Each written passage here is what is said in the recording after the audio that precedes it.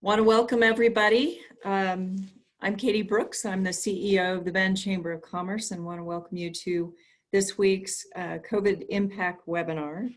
And our topic this week is 1 week in with the Phase 1 guidelines and getting some perspective from a variety of different businesses on how things are going as far as implementing those guidelines, how it goes with the customers, lessons learned from trying this out for a week or so, and generating some discussion with you, the viewers, to see how it's going with you, and do a little peer one-on-one advice and solutions-oriented discussion on how we can make this as easy as possible and keep ourselves and our customers safe as we do it.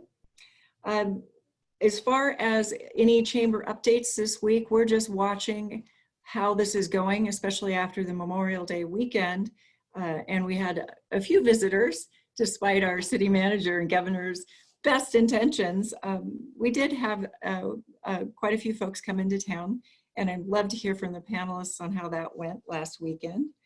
In addition to that, I just want to remind everybody the CentralOregonSOS.com website is still up. Still has all sorts of information. I do know the PPP program through the Federal CARES Act still has about $100 million left in it. And so, $100 billion.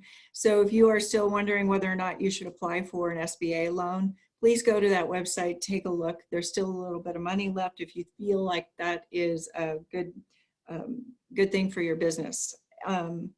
Let's see, a couple of other things.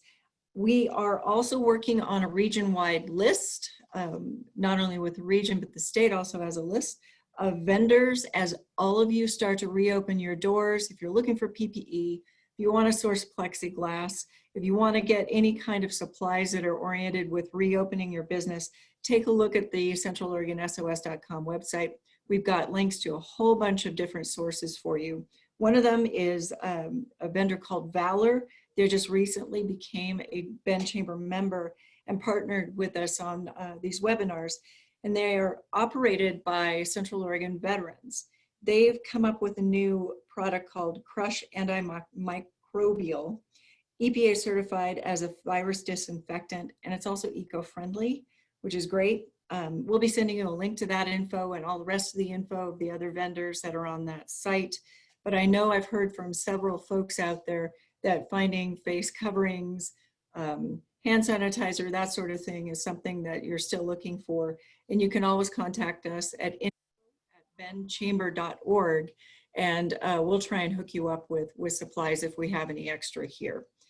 So, an update from our Boost Up Bend grants. So we awarded almost $70,000 last week, and thank you to all of our donors, the generous donors from the Oregon Community Foundation and others who wanted to fund our small businesses as they tried to reopen their doors and fund some of those purchases that you all know you needed just to get your doors open and welcome customers back to your establishment. So we could always use more donors. There were more applicants than we could possibly fund. We're leaving this open, and as we gather more money, we'll just push it out the door and make sure our local Bend businesses have access to it. So if you want to donate, again, go to the Bend Chamber website, bendchamber.org, and find out how you can donate to this great cause as our businesses and our community start to reopen. Now, a couple of housekeeping things. As you guys know, for those of you who have attended in the past, we get quite a few questions. I do my best to go through those and flag them and ask our panel those questions. If you don't get a chance to, know that we are trying. I'm trying to aggregate a lot of questions that have similar type of themes to them. In addition to that, any slides, any information that is presented in today's webinar, we'll send to you in the link. And you can also take a look at this as it is recorded and share it with anybody you like. So, if you would like to ask a question, down on your buttons down below in your Zoom link here, there's a Q&A button. That's the one you push if you want to ask questions. The chat button is a different function for panelists and others just to slide ideas back and forth. So Q&A is the place to go.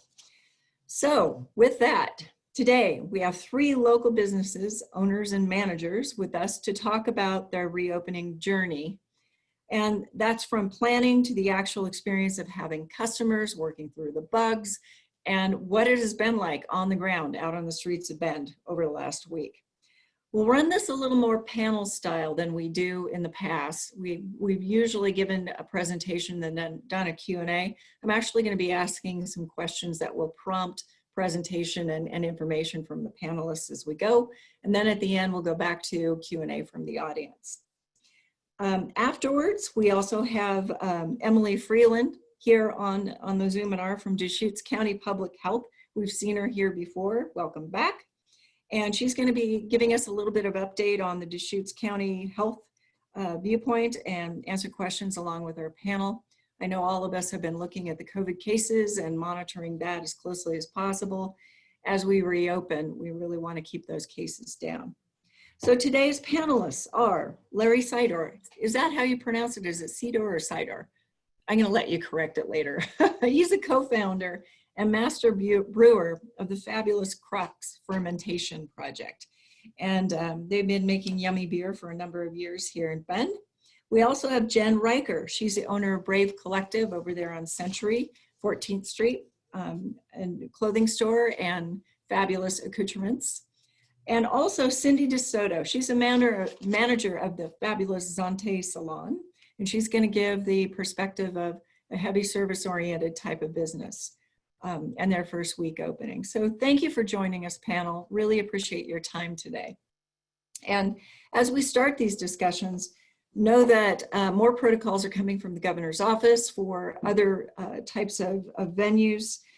We have been taking input from restaurants, and I know Larry has been nice enough to give me his input on how phase 1 has been going. And the governor's office is checking back to see what's working and what's not, and trying to take input and make decisions on whether or not there needs to be accommodations or changes.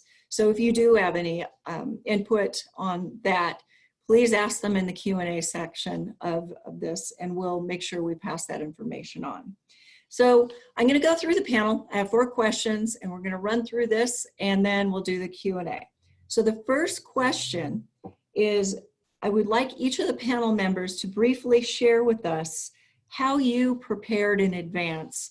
I know a lot of you are probably monitoring these guidelines as they were coming out of the governor's office. So what were the first things you did, and what does that look like? And I'm going to start with Cindy DeSoto. You're on mute. Still on mute. There you are. Yeah, I'm unmuted. Hi, good afternoon. Thanks everyone for coming. I thought I'd pop in and share my screen so I can show you some images. So just bear with me for a moment while we navigate my screen. There were really 4 things that we did right off the gate. And I came in really as a consultant to help work with the owner of Zante and Element to do this transition. She has 2 locations. She had a barber shop called Element 909 and Zante Salon, both on Bond Street, right across the street from each other. And the first decision was to merge the 2 locations to be able to support the team and manage the COVID protocols requires sort of a support staff. And that was really difficult to do in 2 locations. So the first thing was to merge the locations. So everyone is working at Zante, both crews. And then the second thing was really about cleaning and getting ready to prepare for the guest. So, and that was managing the phones has been a really big deal. Tons and tons and tons of phone calls, just from everywhere, including guests from Portland that want to come in because they can't get their hair done in Portland yet. So that's been a lot. Then we needed some new protocols for the team in how they thought about preparing themselves and their space to embrace incoming guests. Because one of the things I think is important to recognize when you're working with a salon, a hairdresser is with a customer from anywhere from 30 minutes to 2 hours, up close and personal. And a lot of dialogue and conversation happen in that time. And so one of the things that we had to wanted to coach the staff on is how they emotionally would deal with everybody's reaction to COVID, and how they were going to manage themselves, the cleaning protocols between guests, the new greeting protocols, how we connect with the customer, how we spend time with them in our greeting and our consultation, changes we made to the technical services and the rituals, because we ask every guest to wear a mask. So we have sort of special masks that can get wet in the shampoo and the whole hair color process. So we had to do some practicing around how we handled the services. And then, you know, what does it look like for the next visit? And so we have this sort of experience wheel that we train the team on so that they could manage their service experience. And then this is a form that we ask all customers to sign as they come into the door. We simply don't have the resources to have this as a conversation on the phone with everyone. The phones are literally just ringing off the hook. So we put these questions in place here. Every guest signs this on their way in. And then we have a separate form for the staff where we take the staff's temperature and the staff signs in every day. And so those were sort of the key drivers that we worked on initially to get open. So I think I'll pass it back to Katie, and then happy to answer any questions later. So I'll stop sharing my screen. Great, thanks, Cindy. Good overview of what you went through. So Jen, as a retailer, tell me what you did to prepare. Oh, well, first of all, Katie, I want to thank you and the Chamber for your leadership and really keeping us informed. It's been really remarkable, and I just want you to know we appreciate it. A little background on Brave. The mission of Brave in this community has been to be a resource in the community for a place to go for people to be supported.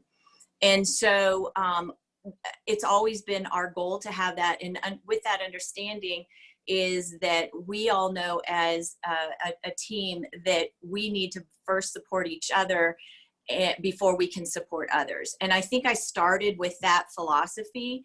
And I really need to gauge with each staff person prior to opening just where they are with their comfort level of all this. And so for me, that was my initial thing, is to communicate and reach out to each member of my team. And I have 2 stores in Portland, and we're on a different path than Portland is right now. And so, and I've had the gambit of everyone from, you know, people who are really eager and very comfortable to people that are very concerned. I've had staff not wanting to return, which was, you know, totally understandable for, you know, myriad of reasons.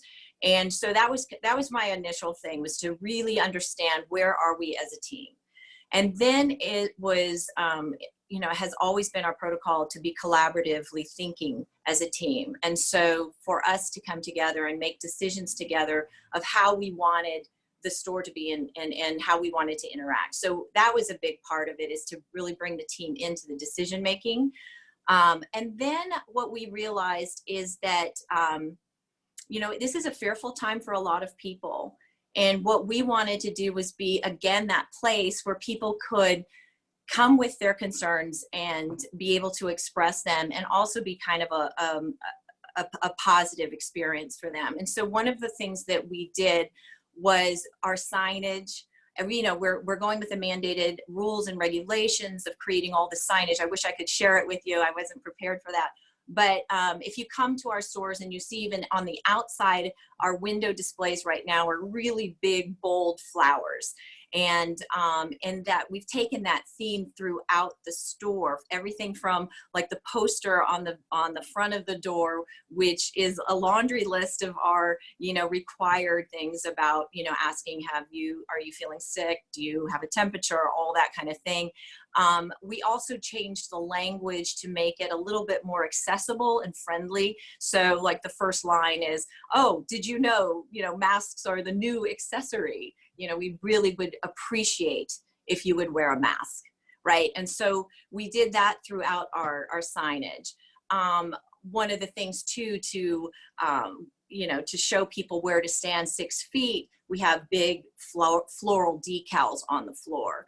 And so I think, really kind of going from that approach of, thinking about how someone might be feeling coming to visit your business, and see how we can still maintain that safety protocol and express what we desire for our customer to do, but still in a very accessible manner. So those are some of the things we've done. That's great. And what a welcoming way to deal with the situation. And by the way, the Bend Chamber is partnering with the Redmond Chamber and some other folks too. We just launched, and Central Oregon Daily, the Welcome Back campaign this week, which is how to make it clear that folks should be out and about, but how to do so in a safe way and to do it in a manner that kind of normalizes the weirdness that's out there. So I really appreciate your perspective, Jen. Thank you. So Larry, can you tell us how you got prepared and how it's going with the reopening? You're on mute. Trying to figure it out. Okay, I just figured that out. So thank you.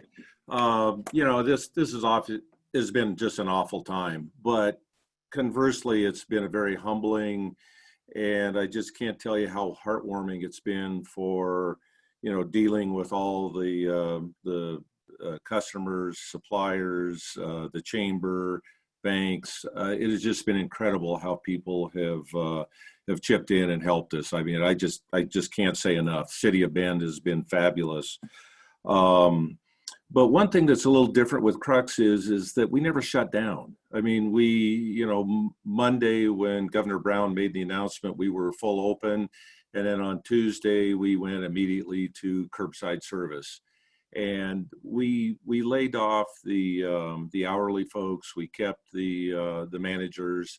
And so the managers really staffed the Crux during this period of time. But it also gave us a real opportunity to plan for the reopening. I mean, we had no doubt that we're going to open again. Just what is it going to look like? And so we did that. And from the managers writing SOPs and just planning in general, we worked on what is the flow pattern going to be for the customer. And if you've ever tried to do that, you can't outguess the customer. But one thing we had that was a real advantage is a lot of empty kegs, because we aren't selling any keg beer. And anyway, so with that, we took truckloads of kegs over to the pub and really just practiced herding people. How is this going to work, and so on and so forth. And that's been effective, but constant change.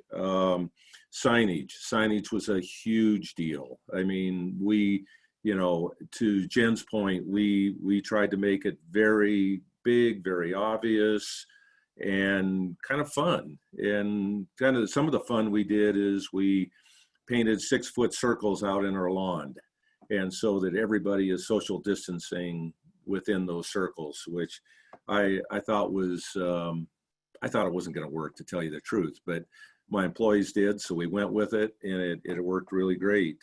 But all the planning, whether it's food carts, continuous contact with the employees, and just making sure they were ready to come back. And I think we only had, I don't know, 1 or 2 folks that didn't come back out of 30, and I think 1 moved to Alaska and 1 moved to Colorado. So we had great success in people coming back. And right now we are 100% of our people are back. We took that time to purchase materials, whether it's plexiglass and redid our menu. We simplified our menu. We realized that people really weren't going to want to dwell and go, well, here are all the things that I want on my dinner in typical times, and kind of just dumbed it down. And then we made a menu that was a one-use menu. And on the back, we had a list of, here's our expectations of how the guest is supposed to behave during this period of time. And that way they can take a disposable menu, keep it with them, kind of maybe pass it around their family members, and go from there. So that's been very effective. So yeah, so that was kind of us. And one thing that I think that I should bring up is that, you know, from the very get-go, we plan not to have people inside the building. No seating inside the building. So we're 100% outside. We put a couple tents up, one tent in the on our lawn, and then one tent in our parking lot to kind of stage people. One of the issues we've had is capacity. What is our capacity? And what we're finding is the capacity is different when people come in as couples versus family members of 10. So it's been an adventure, but a good one. Great information. Thanks for sharing that. So how long do you plan on not letting people inside? Is this just kind of indefinitely until we go into a new phase? Yeah, people ask me what I do all day long, and it's pretty much every 5 minutes is a new day. I have a new challenge every 5 minutes, and whether it's a can supplier or it's an employee issue or whatever. So we're kind of taking the same stance with when are we going to let people in, and just a very, very light line in the sand is when we go into the next phase. Yeah. But I don't know. We don't even know what the next phase looks like. Right. Okay, great. Thank you for that. I'm going to move on to another question. And Cindy, I'm just going to stay in the same order so I can keep track. Can you share with us what went pretty much according to plan and what might have had some glitches that you've had to reopened? Are there any guidelines and protocols that are just not working for you? Well, I think what Larry said, that every 5 minutes is sort of a new day. Yeah. I think that I think the biggest thing that we underestimated was the volume of phone calls coming in from people. We simply just aren't staffed fast enough on the phones to handle the incoming calls. And so that was sort of a mistake, and it's created a lot of stress on the people that are on the phones. So we're working to remedy that. The face masks are really interesting. We started with the team in face masks, but they fog the glasses, as you're breathing, your glasses get fogged. And so some of the staff couldn't really see. So now they're in face shields, and that's really helpful. So they have their full face covered with the plastic plexi, and that is helpful for all of them. But it's hard at the front desk because they can't fit the phone under the plexiglass. So it's sort of this like dance around how to find the right way. And then I think the other thing that we underestimated was the hairdresser's timing, because people are coming in with color that hasn't been done for a few months, longer than normal hair. We thought we adjusted the schedules appropriately, but between their cleaning protocols and the extra needs of the customer, they're just running behind all day. And so there's another layer of sort of stress. So we're having to look at how to adjust timing so that the stress, because the hairdresser wants to do a great job and they want to be there for their customer. And then when they know that they've got backups waiting, it's just, so those were some of the things that we didn't plan as well for, that we thought we had done up front. But I will say everybody's very happy to get their hair done. Yeah, I'm still waiting. I haven't had mine done yet either.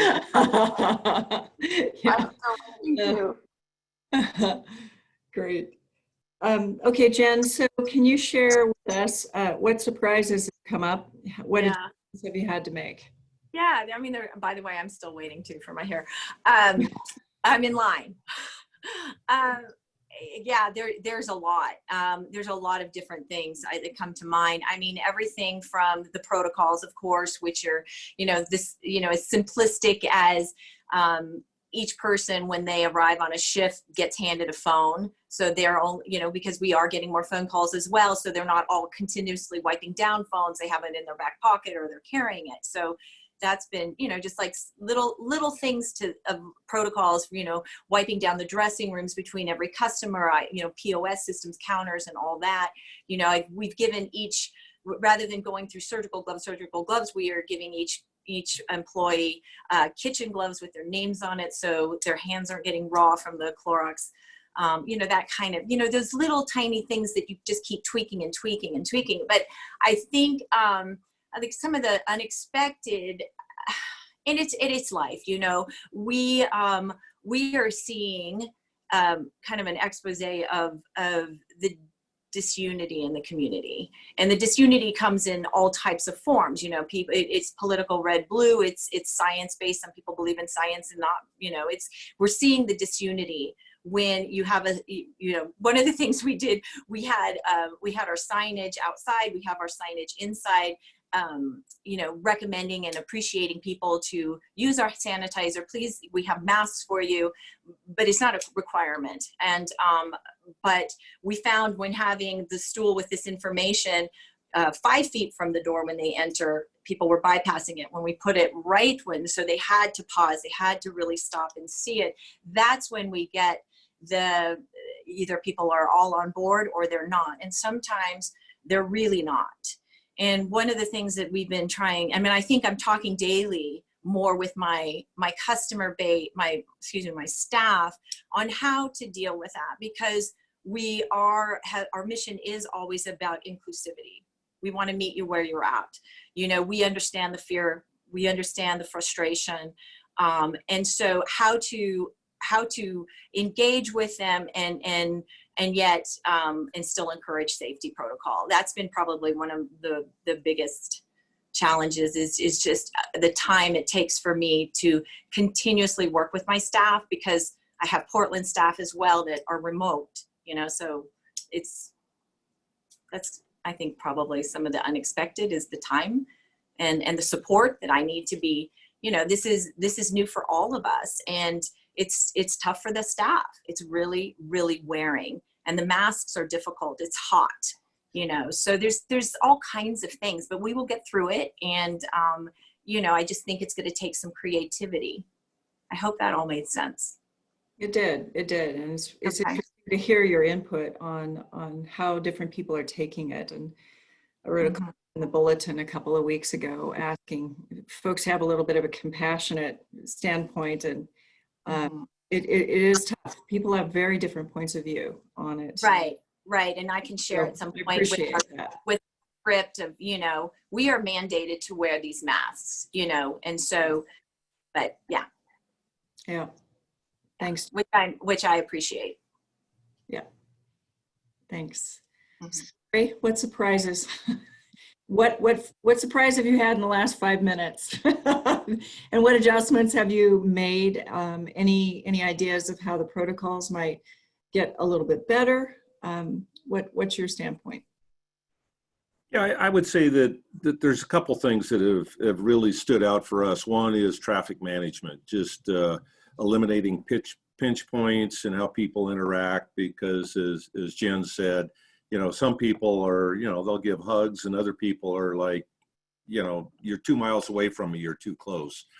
And so we've kind of had to deal with that. And that's been real difficult anticipating how people want to maneuver through our facility. And because we have all these extra kegs, we have a tool where we can kind of keep people apart. So that's worked really well. But I'm going to take a little different tact here. One of the things that we noticed on the first weekend we were open was our turnover time. People came to Crux and they just hung out for a long time. The dollar ring per customer was fairly low, but more importantly, they really impacted our capacity. So our ability to sell was lower than we thought it was going to be. And then this last weekend, the Memorial Day weekend, one thing that came out was people weren't eating. They came to drink a couple beers and then they would leave. And so our velocity of sales went up, but our percentage of food went down pretty significantly. And I thought, well, it's because we simplified the menu or something, but we queried, we have 2 food carts on site, and they both commented in the same direction that people weren't eating. They came to drink beer, and it's kind of out of the ordinary. So just kind of a couple things to comment on. I think the customer experience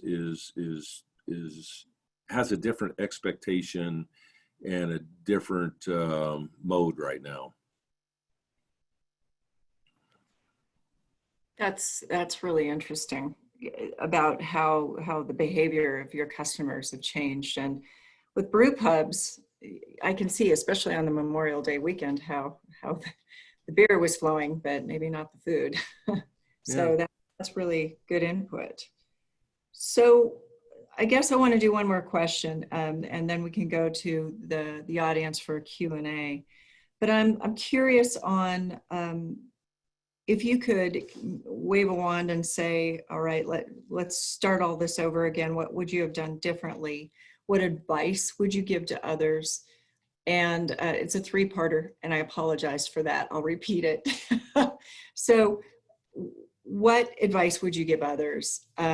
What would you change? And moving into phase 2, if we actually move into phase 2 this summer, what changes would be most useful when you move into that next phase? So again, Cindy, why don't we start off with you? Well, I made a couple notes as you were talking. What would we have done differently? Magic wand, I think that we would have been in there earlier, cleaning and preparing. There's a lot of bottles and space. You know, we literally clean the place from stem to stern, floor to ceiling. And being on Bond Street, doing that, we had the door open a lot because of we were cleaning with the chemicals. And just sort of surprising how many customers just kept coming in with no thought at all that maybe we weren't fully open or fully ready or fully prepared. And so I think had we had a little bit more planning time to prepare for that, and then also sort of thought through to staff more front-facing team members that are interacting with the customer and their questions. Both the walk-ins, we also moved we literally put a barrier at the front door so they have to sign as they come in, so that it stops them. Because people sort of aren't, for the most part, acknowledging those boundaries. So I think if we could go back in time and had more preparation time, more front-facing staff to interact with the customer and answer their questions, I think that would have been really great for us. And then I think that the other things, are just what we mentioned. We'd have just implemented online booking sooner, something that would have taken the pressure off the phones. We would have done something different in that regard to handle the customer flow. So, and I think, maybe best advice, it's really the staff that have to deal with all the customers' drama, really. I mean, Jen used the phrase disunity. It's a very polar environment of people's opinions, who want to wear a mask, who don't want to wear a mask. And I know that legally it's optional to wear a mask, but we don't say that. We just say, we want our team to be safe and we're inviting you into our space. It'd be awesome if you put a mask on today for your haircut. So, I think that those are the things, is that to prepare the best advice is to prepare your team for polarity and how they can show up and sort of be neutral in the middle, I think is a big deal. So what protocols are you hoping go away in phase 2?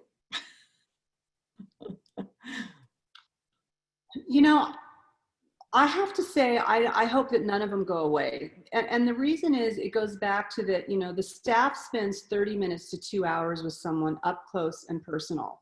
I want them in their face shields. You know, I like the idea that they feel safe in their work environment because the customers are wearing a mask.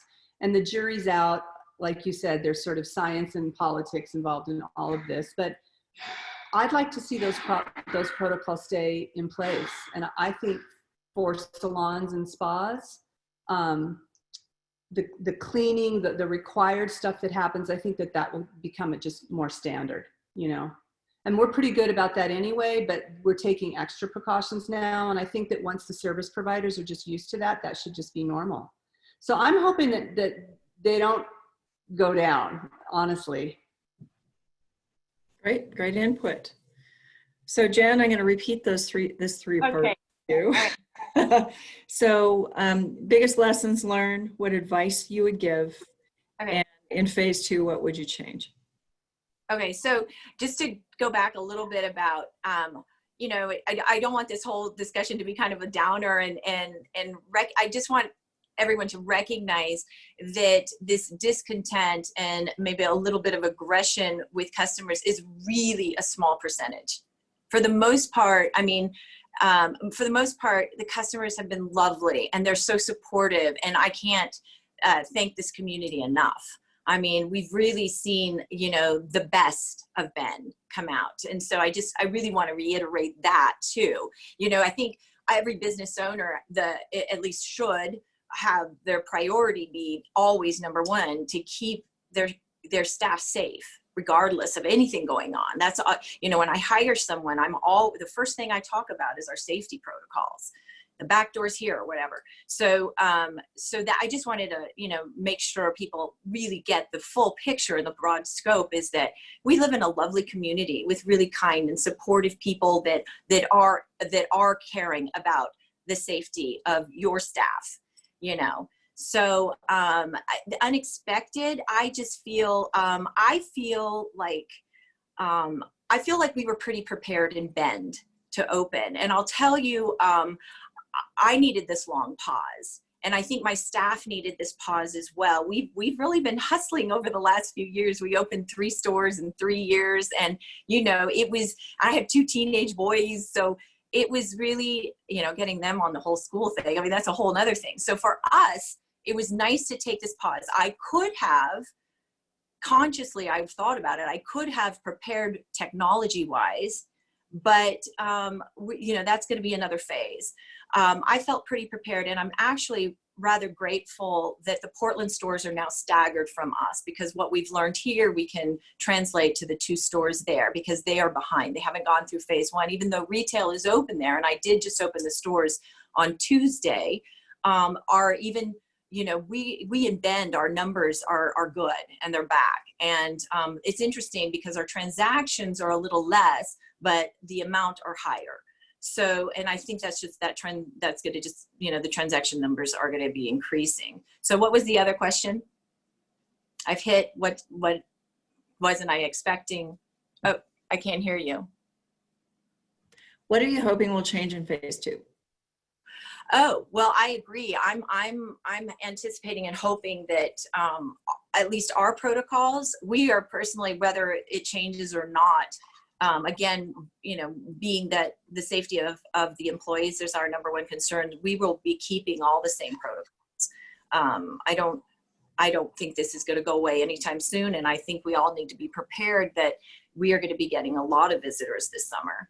So as far as, you know, the masks, that is a difficult, you know, you see these people at Chipotle and all these places where they are wearing masks. And if you haven't worn a mask for the extended time periods that some of these employees are, you wouldn't know that it gets really hot and very suffocating. And one of the things we've done is I've bought these organic cotton masks. They're double layers. They can hold a filter. They're a little bit more comfortable. So all my staff has these you know, a different type of mask that's more comfortable. But they, you know, over time, we may not all be wearing masks, but as far as cleanliness protocol, I think we're all these businesses hopefully will continue to do that, is my hope. Great. Thanks, Jen. Mm-hmm. Hey, Larry, we're wrapping up with you. Lessons learned, and what would you change in phase 2? So first of all, as far as best advice is make a plan, follow the plan, redo the plan every day, and communicate it to the staff. To me, that's been the most important thing by far. Going forward to the next phase, I think our government plays a huge part in this, and I think they need to communicate, give us a little more warning than we had last time. We had 18 hours from the time we went from curbside service to full open, and I don't think that's acceptable. But also, to other points I've heard today, is we have not had much conflict between the two sides. Most people have been in the middle. They've been extremely respectful and so on and so forth. But I think the more the government kind of explains what the expectations are, the more these people will get it on one side and the other side, because that's the point of conflict for us. I don't know. I think that's about it. I think everybody's kind of covered it. I just really wish, as we move into the new phase, whatever that is, that it's just crystal clear. There's very little room for the red and the blue, or the black and the gray, or whoever to duke it out.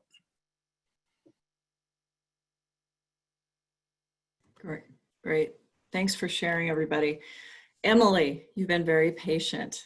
I'm going to shift over. I want to, if you could just give us a quick update of what things look like from the county's standpoint before we go to Q&A. Also, I've been hearing a lot about how do you enforce when there's a lot of ambiguity in some of these guidelines, and Jen and Cindy both brought this up specifically. So can you help address that question of how do you enforce? At what point do you enforce? What does that look like?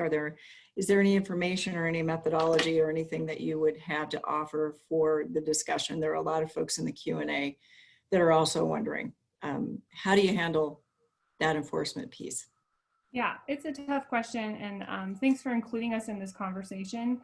The first thing I would say is it's like very nice to get to hear from people that are putting all these protocols in place and doing all the things, because often we don't hear that because we're hearing really loud complaints from the community, or sometimes questions from people that are like so lost that it's hard to kind of get a gauge of who's doing what and how it actually is looking for businesses.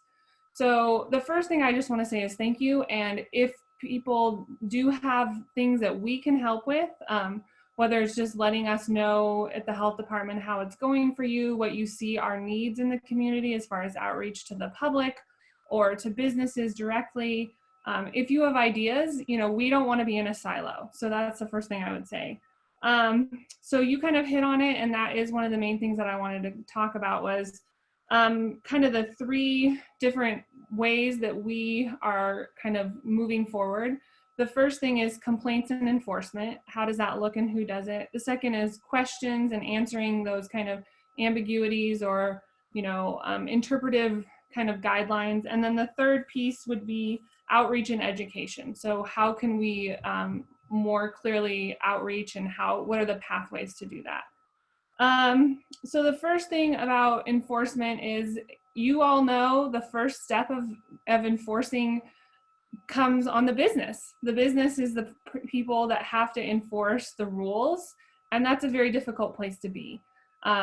My normal job is I'm a health inspector, and it took a long time for me to be comfortable calling out bad behavior and learning the language to use to tell someone that they needed to change behavior, how to do that in a way that's not antagonistic or makes the situation worse. So kind of like that de-escalation training is something that I think businesses, it's hard because that's not what you're used to doing. And Jen kind of spoke to that, is like training people on language, which is one of the things I tried to include in our training materials early on, is you guys don't have a choice in a lot of these things. And so you're asking for compliance. You're asking, please help us, comply with these things that we are mandated to do. And if you do that, we can all have a good experience here. But if you don't, then it escalates in a way that's difficult for all of us. And it's not a choice. I like to use the kind of analogy, people bringing dogs into a restaurant. They're not really allowed to have dogs in the restaurant. The rule says you can't, but it puts the business owner in this really uncomfortable position. Is it a service animal? Is it not? Is it a pet? How do I handle this? So turning that around and kind of saying, requirements are the health department doesn't allow dogs here. And it kind of removes your opinion out of the thing. So it's not whether I think you're sick or I think you're doing something wrong, but it's kind of removing that piece where you can say, we have to do these things. These are rules we have to follow. Please help us do that. So it's nice to hear that, you guys are kind of seeing the same thing and training your employees on that, because that's super difficult. And from the beginning, when I saw these rules coming out, I just thought, oh, this is such a hard thing for those businesses to kind of shift gears completely. Like I said, I know it was super hard for me to get to the point and like learn that language to help with compliance. So the next step would be what happens next. So if people are really difficult or you're having trouble with enforcement, from the health department standpoint, we want to help you. So the only time we're going to take real action is if people are doing things that are blatantly not right. So if we go into a restaurant and every single booth is full and the whole place is packed and there's people sitting at the bar, they're obviously not even trying. So the first thing we're going to do is, do some education and say, are you aware that these are the rules? These are the whys. We talk about that and we try to use examples. So there's lots of examples already, even though we've had pretty low numbers. There's lots of examples of outbreaks happening in our community, transmission at different types of points, whether it's, in an employment place or, there's different things like that. So we try to use those examples to show people why it matters and that it really does matter. Every time we can break that transmission point, it'll help in our community. So we have teams of people that work with the health department, law enforcement, and then all the different regulatory authorities that you all may deal with. So like the health licensing office, they regulate cosmetologists, and we work with them so that people are getting the messaging from the regulatory authority that they're normally used to working with. And then also working with OSHA, the Bend Police, Sheriff's Office, all of those people. We're meeting weekly to try to talk about how to enforce and how to change behavior. Nobody wants to push anybody and get in trouble. We want to, have voluntary compliance and explain to people why it matters. So some of the major questions, I was kind of going to hit on that. I don't know if that's something, but a lot of the major questions we're getting are on using plastic barriers. So if it's allowed to put in a plexiglass barrier and that removes the need for the 6-foot spacing. And I think most people at this point are probably aware that it doesn't. There's a few different reasons why that is the way it is, and we're not just saying go ahead and put a barrier in.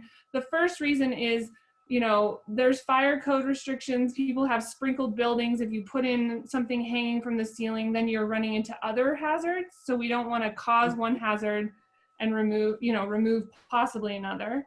The next thing is how it's installed. All of those things are going to make a difference. So if I put in a barrier and there's like a gap in the barrier and someone's speaking through that, then you can still have disease transmission that way. So it's not an easy fix to just put in barriers, but if you are using those in addition to all those spacing and decreasing the amount of time that you're around a person, it's a tool, but it's not a replacement for.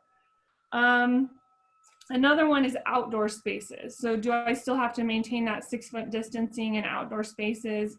And the answer is yes. A lot of the complaints we're getting actually are around that. So someone drives by a brew pub or somewhere else and sees what looks like a crowd of people that aren't social distancing, and we get lots of those complaints. So sometimes it just seems like there isn't social distancing, but if you walked through that, you would see that people are actually spaced out. So that's another big one. Just interpretation of the rules. We get a lot of questions on that.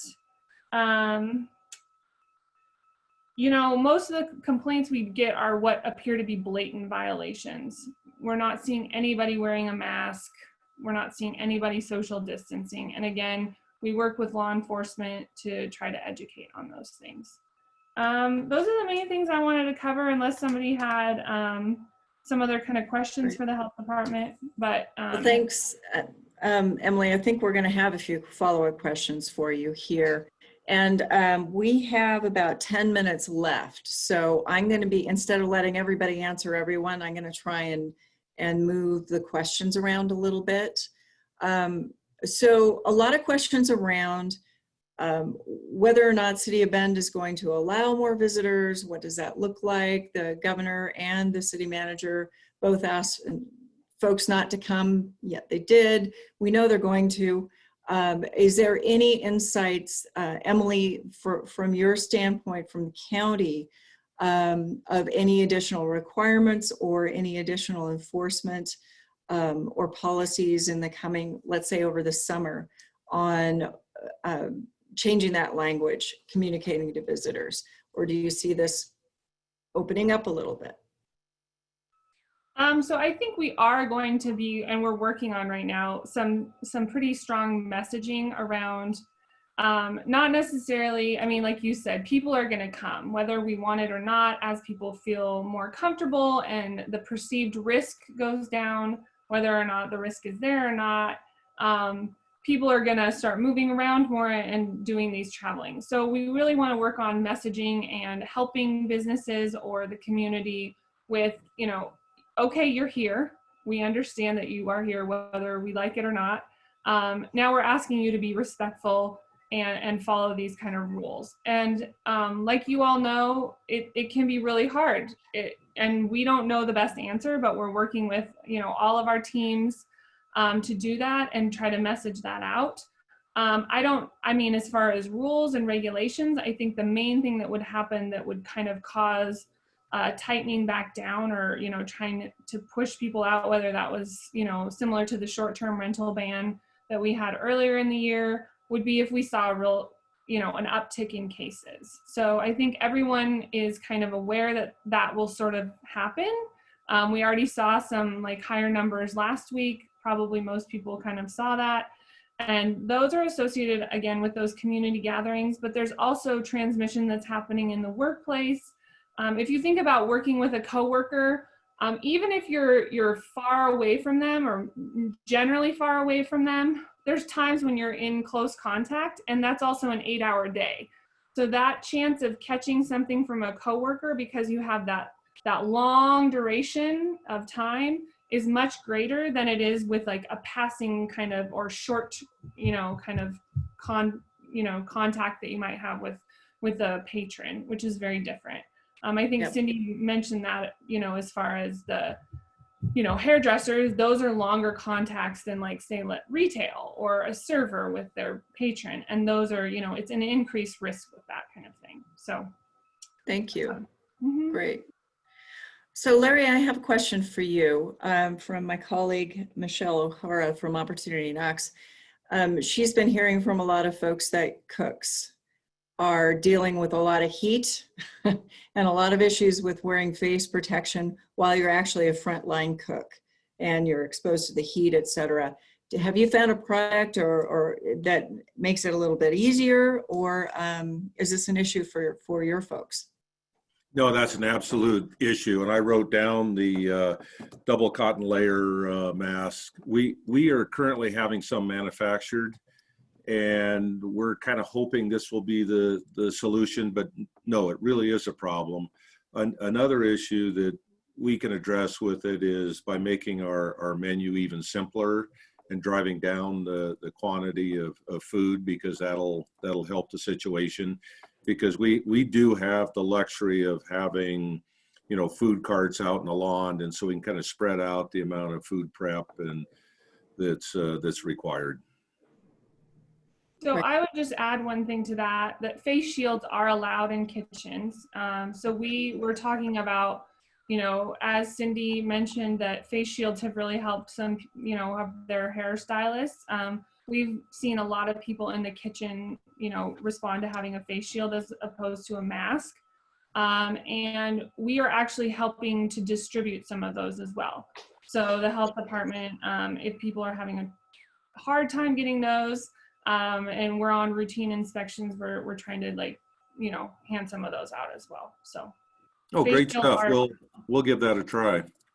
Yeah, I think people are having a lot more luck with those in a lot of places. You can Yeah. see someone talking, so that makes it helpful too. In a kitchen where it's loud and there's things going on, that is, you know, a cue that helps. And the heat piece is helpful as well. Great. Thank you. So I also have a lot of questions about phase 2, whether it's feasible, when it's going to happen, et cetera. I think that that's a tough one for us to answer here without a representative from the governor's office. I do know it's related to the number of cases and on a statewide basis, especially when you have permeable borders and people are going to other places for visiting and whatnot. So hopefully we'll be getting to that topic in June when hopefully phase 2 will be enacted. We have to wait and see. We've got a couple of comments around incentivizing. So I'll just mention that the commuter options week opened this week, and there's a question in here as to whether any of you have been offering any incentives for alternative ways of getting to work. And especially if one of those alternative ways historically has been carpooling, how have you folks been handling that? And I think what I'll do is, Jen, I'll just go to you with that. How are you going to handle that situation of how your employees are getting back and forth from work? They've always been individual driving. So I don't, even in Portland, in fact, yeah, so that's not really part of our plan or strategy to help with. Okay. Sorry about that. All right. Let's see, let's do one more question. I'm looking through the feed here. Let's see. So, Cindy, let me ask you this. Have you been having a hard time finding and sourcing your PPE equipment? Is that something that you need assistance with? I know that we can send out a link to information on centraloregonsos.com, but how the supply's been good? Have you had any problems? Well, I'll tell you, it was a hurdle, you know, finding things to get open in time. I think Larry mentioned the short window of notification from, you know, announcement to, oh yeah, it's Friday. I think today we found everything. Do you know what I mean? Like we sort of passed that urgent phase, but I will say, not only was it tricky finding everything, you know, there's a lot of expense to add, you know, every guest in a mask, you know, extra staffing on phones, extra staffing for laundry, you know, being required to change out your capes and aprons for the service provider and the customer, you know, so we've got it all now. So today it doesn't feel like an issue, but 2 weeks ago it was hard to find all the stuff. And I think every industry is going to be different in terms of what they need. So we have appreciated the resources the chamber have offered, and we've used a few of those. But it's been like Amazon on your personal account, like, you know, it's been tricky to find the things that have been needed, but we have it all now. Okay, thanks for that. And a reminder, we have a list on centraloregonsos.com, and let us know if you're having problems. info@benchamber.org, because we often work with the county and others to, we handed out hand sanitizer a couple weeks ago. I know the county has extra face shields, and there are some supplies around. I know that's been a pretty common challenge for folks who are trying to reopen. So I'm going to wrap it up today by thanking this panel for sharing your own personal experiences, your journey, your COVID journey with us, and how the phase 1 is going. I'm sure there'll be some changes and tweaks as we go forward, and hopefully look forward to phase 2. because that also means that we've been keeping this disease under control and the virus isn't spreading. So it's just all good if we can go to phase 2. So again, I want to tell you that there are resources available for free for you folks who are reopening at centraloregonsos.com for the Welcome Back campaign that has signage and great information that you can put in your establishment to communicate the Welcome Back message, along with, and here's what the protocols are and what we're all expecting you as a customer to do so we can all stay open. So that is a whole packet of information available to you. And I want to remind you that next week's webinar, Impact Webinar, is focusing on the impacts to the real estate industry and what's happening and what's changing in that industry next week. And I guess that is it for the day. I want to thank everybody again for coming, both those who are in attendance and our panel. And good luck over the weekend. Hopefully some of this good weather is going to hold out and we'll see business tick up and people come back outside again. So thank you again, and we'll see you all next week.